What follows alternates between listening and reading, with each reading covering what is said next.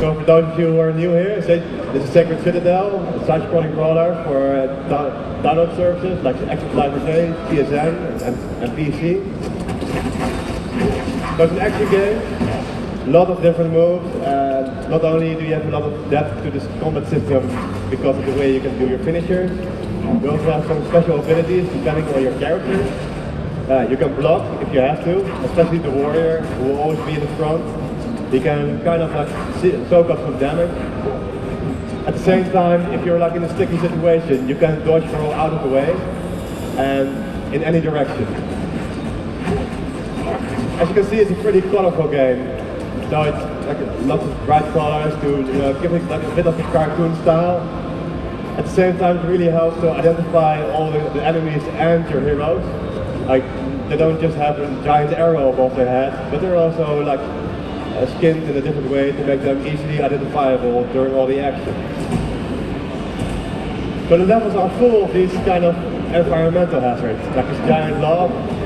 If you hit it, it will go swing back and forth, which you can use to destroy your enemies. At the same time, you have to be careful that you don't kill your teammates. Luckily, you can also dodge roll underneath these hazards, so if you find yourself being attacked by your co-player, just move out of the way. There's a lot of different enemies in the game. In this level alone, we have about 4 different types. They come in different sizes and shapes. As you can see here, like, these are just some normal enemies.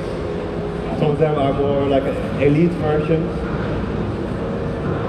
And like the level design is tailored to not just be about hacking and slashing, but also about some platform elements, using the environment to your advantage.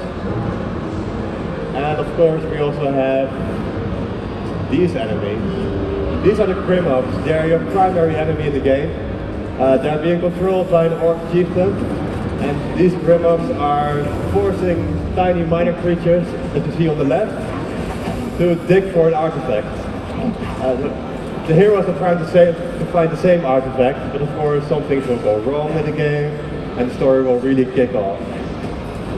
But the story in Sacred Citadel also acts as a prelude for Sacred 3, which will come out next year after Sacred Citadel. And if you're a fan of the old games, the world of Arcaria has now kind of turned into legend. So in the world of Sacred Citadel, all the events for the past games are now legendary.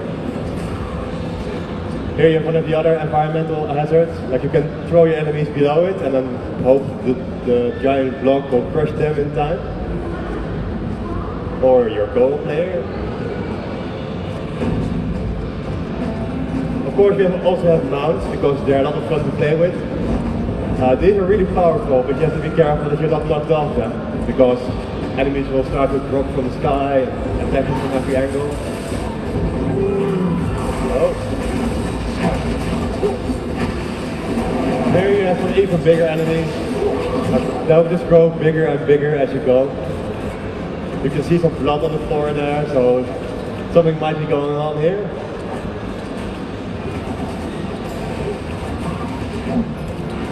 A lot of detail, a lot of attention has to be paid to adding some detail, not just to the characters and enemy design, but also to the things like the foreground and the background. We have like a coherent vision.